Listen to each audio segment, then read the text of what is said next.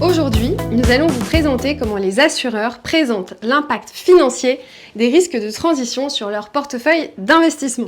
Cette vidéo s'adresse à tous ceux qui gèrent des portefeuilles, des banques, des asset managers, des mutuelles, car le concept de calcul du risque de transition ne dépend pas de la typologie de l'acteur, mais est-ce que vous gérez des actifs ou non? Je m'appelle Anne-Sophie Chelbaya, je suis cofondatrice de Moonshot et je vous présente Jean-Benoît Gambé, cofondateur de Moonshot.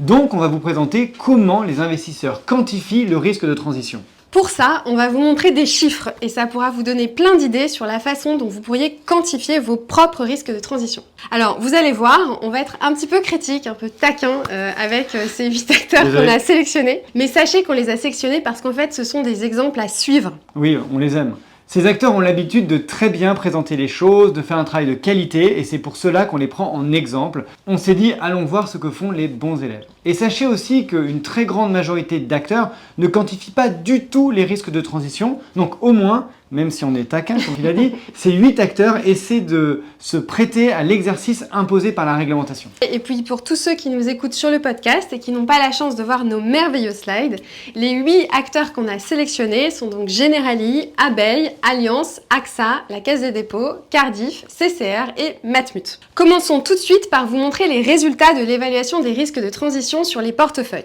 Sur les 8 acteurs, il y en a 6 qui quantifient leur risque de transition avec une VaR climatique et on voit que le risque va de moins 28% à plus 1%.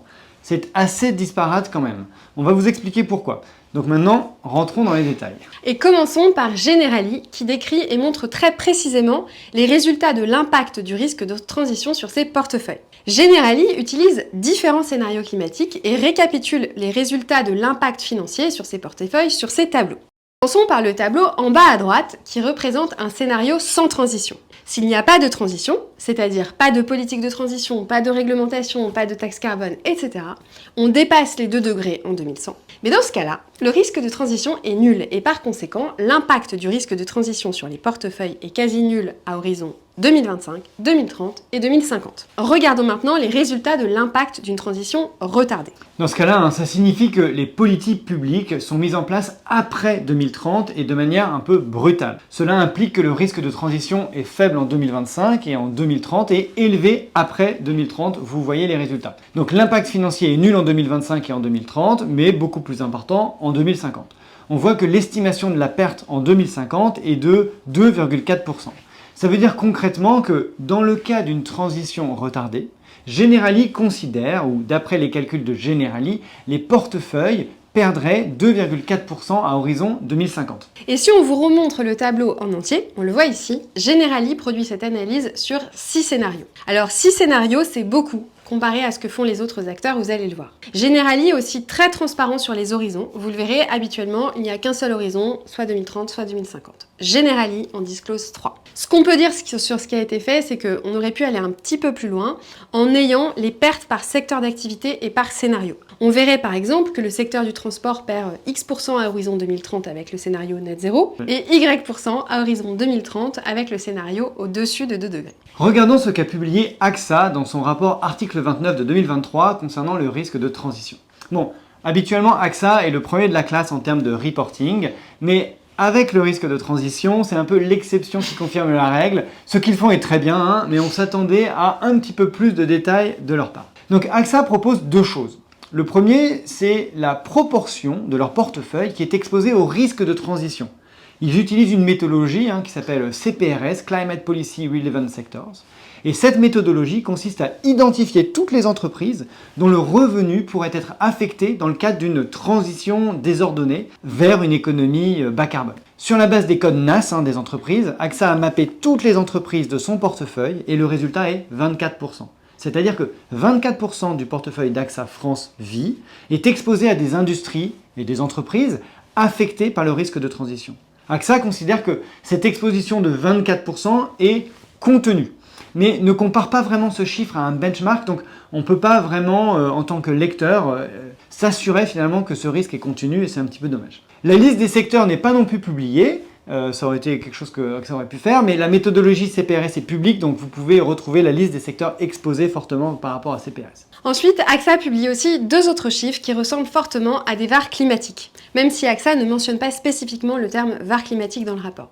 Et le résultat est de dire que la valeur des actions cotées d'entreprise d'AXA France Vie pourrait être réduite de 13% à cause du risque de transition, et les obligations d'entreprise, la valeur des obligations d'entreprise pourrait être réduite de 9%. Pour les initiés, ce sont les résultats qui ont été réalisés dans le cadre d'Orsa 2022. Et c'est tout pour AXA. C'est déjà pas mal. Regardons ce qu'a publié Allianz dans son rapport article 29 de 2023. Alors, juste avant de parler d'Allianz, si vous voulez recevoir une vidéo par semaine, vous pouvez scanner ce QR code pour vous inscrire à notre newsletter. Vous pouvez aller aussi sur notre site internet moonshot.run où vous trouverez en bas de la page un lien pour vous inscrire à la newsletter. Allianz maintenant. Donc comme Generali, Allianz présente plusieurs scénarios. Sur ce graphique, vous voyez la perte potentielle sur la valeur des investissements en actions cotées à horizon 2050, générée par différents scénarios de transition. Sur la première ligne, le scénario below 2 degrés, donc en dessous de 2 degrés, la perte potentielle se situe entre -6 et -10%. Pour le scénario Divergent Net Zero, la perte potentielle se situe entre -18 et -28%. Donc c'est un graphique assez visuel et clair qui permet tout de suite de détecter les risques les plus importants et donc les scénarios les plus risqués. Ce qui est intéressant aussi, c'est qu'Allianz montre des ranges et donc montre que ce sont des estimations qui ont vocation bien sûr à être affinées. Allianz a aussi fait l'exercice pour les obligations et là, les pertes sont largement inférieures. La perte maximale est de -5% de la valeur des portefeuilles obligataires analysés à horizon 2050. Donc nettement moins importante que sur les portefeuilles actions. Dans un souci de pédagogie, ça aurait été intéressant qu'Allianz peut-être explique cette différence entre actions et obligations. Passons de ce fait à la Caisse des dépôts. Alors la Caisse des dépôts n'est pas un assureur, mais on l'a quand même intégré à notre benchmark juste pour le plaisir. C'est un gros acteur qui a une équipe de risque climat, donc on s'est dit que c'était intéressant de regarder ce que publiaient les gros players. Donc nous avons bien aimé un tableau qui représente les risques de transition par classe d'actifs. Rien de révolutionnaire, mais la Caisse des dépôts liste pour chaque classe d'actifs, collectivité locale, entreprise, souverain, immobilier, infrastructure, ce que revêt le risque de transition, c'est assez intéressant. Ensuite, question résultat proprement dit sur la quantification des risques climatiques, elle est davantage qualitative. La Caisse liste quelques secteurs d'activité et présente les risques de transition selon 3 catégories. Faible, moyen ou fort. Elle prend en compte 2 scénarios, la transition désordonnée et hothouse. Elle ne quantifie pas donc les risques et n'explique pas exactement les résultats malheureusement, mais je pense qu'ils vont le faire cette année. Il aurait été peut-être intéressant d'aller un tout petit peu plus loin. Par exemple, expliquer pourquoi avec le scénario désordonné, le secteur du transport a un risque fort, alors qu'il est moyen avec le scénario hothouse. Voyons ce que propose maintenant la Matmut. Alors jusqu'à présent, on vous a montré des modèles internes de quantification des risques. En ce qui concerne Matmut, ils utilisent un prestataire qui est MSCI. Matmut calcule donc une VaR climatique de son portefeuille via MSCI. Vous avez 5 risques qui sont présentés. Quand on regarde à la 3e ligne, le risque de transition, on voit que la perte potentielle sur les portefeuilles analysés est de 2,98% à horizon 2050. Donc ce chiffre, vous le voyez, paraît quand même assez faible. Et donc ça aurait été intéressant de préciser le scénario et les hypothèses du scénario. Et puis surtout, en fait, la nature du portefeuille, c'est-à-dire quelles sont les classes d'actifs qui sont analysées dans ce stress test. Présentons maintenant ce que fait CCR.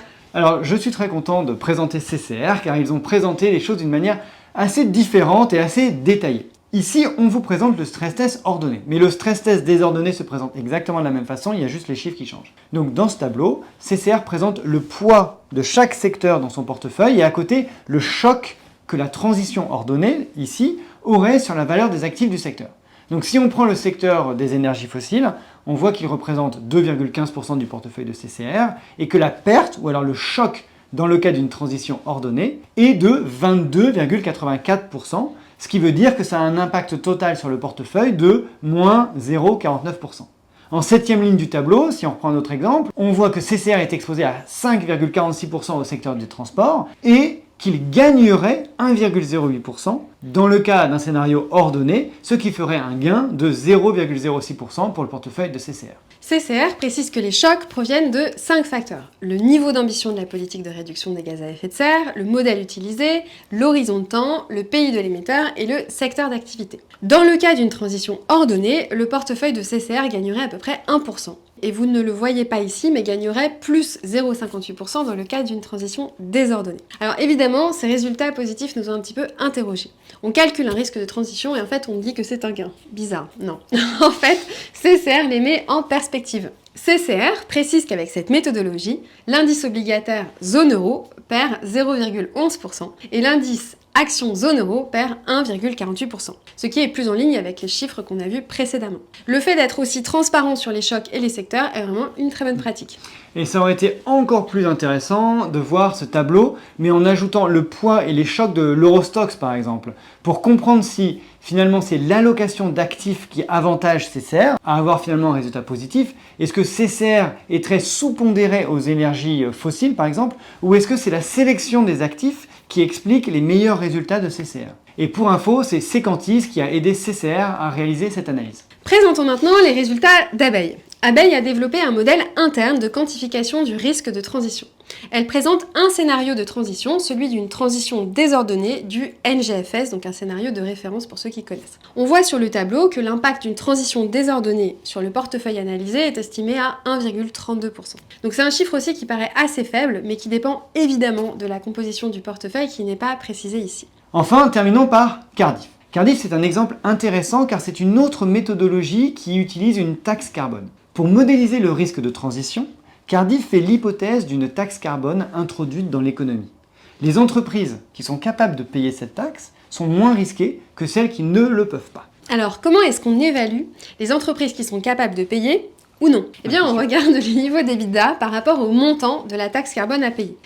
Les entreprises qui émettent beaucoup de CO2 et qui ont un EBITDA faible sont les plus risquées, comme vous pouvez vous en douter. La donnée de la taxe carbone est fournie par S&P Trucost, d'ailleurs, en simulant un scénario de transition désordonnée. La taxe carbone varie en fonction des secteurs, des régions, des géographies et des années. Trucost traduit ce prix du carbone dans l'EBITDA des entreprises et calcule donc des EBITDA à risque. Ce modèle évalue l'EBITDA à risque, mais pas vraiment l'impact sur la valorisation des titres en portefeuille. Sur ce tableau, on voit que 4,61% de l'EBITDA des entreprises du portefeuille de Cardif sont exposés à la hausse du prix du carbone. Encore une fois, 4,61 ne me paraît pas très élevé. Sauf si Cardif a une politique climat très exigeante. Effectivement. A noter, vous voyez sur la slide, le chiffre de 15,33 est aussi intéressant. Il correspond à la part des entreprises, donc 15,33% sont la part des entreprises, qui ont un EBITDA à risque qui est supérieur à 10%. C'est donc une autre façon de voir le risque par rapport à la taxe carbone. Voilà, j'espère que vous avez maintenant une meilleure vision de ce que font les assureurs sur la quantification du risque de transition. Si vous avez besoin d'aide avec la quantification des risques, sachez que nous accompagnons les banques, les assureurs, les sociétés de gestion et tous les investisseurs en général à quantifier ces risques. Et bien évidemment, nous formons aussi sur ces sujets, comme sur tous les sujets de la finance durable en règle générale. Nous serions vraiment ravis de vous aider, on adore tous ces sujets, donc n'hésitez pas à nous contacter. À bientôt.